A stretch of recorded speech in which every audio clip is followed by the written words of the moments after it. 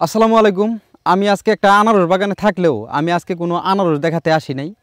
আমি আসছি আজকে আমাদের মধুপুরবাসীর কিছু দুঃখ শেয়ার করার জন্য। দেখেন আমার পাশে এই পাশে যত আনারস আছে এই বাগানটাতে প্রত্যেকটা আনারস পেকে গেছে। এখন অনেকেই হয়তো ভাবেন যে মধুপুরের মানুষ আনারস চাষ করে, তারা হয়তো লাখ লাখ টাকা কোটি কোটি টাকার মালিক।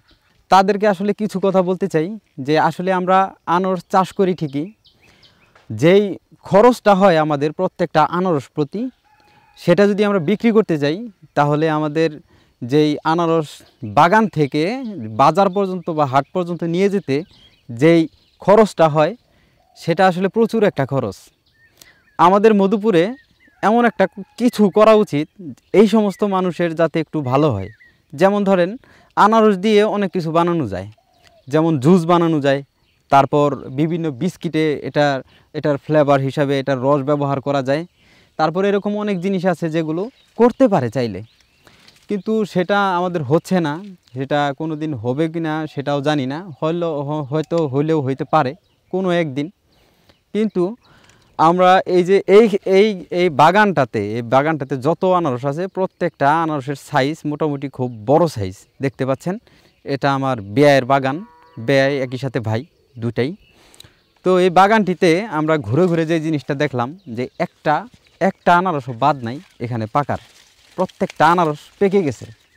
এখন আমরা যে এখান থেকে যে আনারসগুলো বের করবে এরকম উপায় আসলে নাই বললেই চলে। যদি যদি রাস্তা ভালো থাকতো তাহলে এখান থেকে বের করতে হয়তো যা খরচ হবে বর্তমান তার 5 ভাগের 1 ভাগ খরচ হইতো, তাহলে অনায়াসে ভালো পরিমাণে বিক্রি করা যাইত।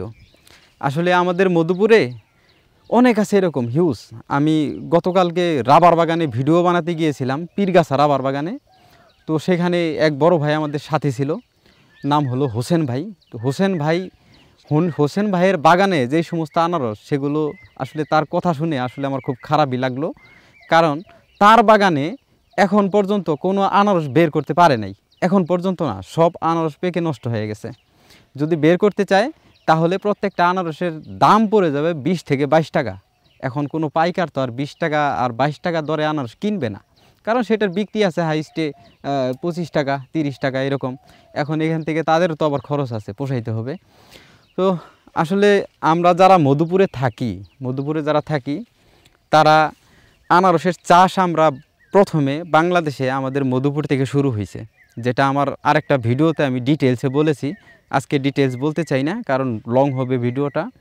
তো আমাদের এই যেই বাগানগুলা দেখেন, আমার চতুর্পাশে যত আনারস দেখতে পারবেন সব পাকা। আমি জানি না দেখা যাচ্ছে কি না, সব পাকা। এখন এই পাকা আনারসগুলা নষ্ট হয়ে যাবে ভাই, নষ্ট হয়ে যাবে। এগুলা বিক্রি করার মতো কোনো ওয়ে নেই। আর যদিও বিক্রি করা যায়, যা খরচ করছে ঠিক সেটাই। এখানে হয় কি, এই বাগানগুলাতে এখন বর্তমান সময়ে হচ্ছে কি যে এই সারা বছর এই সমস্ত বাগানে যেই সমস্ত ইনভেস্ট করে, চারা থেকে শুরু করে তারপর বড় হওয়া পর্যন্ত অনেক সার টার দিতে হয়, অনেক পরিচর্যা করতে হয়, অনেক খরচের বিষয়। এগুলো সারা বছর হয়তো বা তারা খরচ করতেছে, খরচ করার পর হয়তো যেটাই বিক্রি করতেছে লাভ আর লস যাই হোক একসাথে টাকাগুলো আসতেছে। এইটা ছাড়া বর্তমানে আর আনারসের কোনো ব্যবসা মধুপুরে নাই।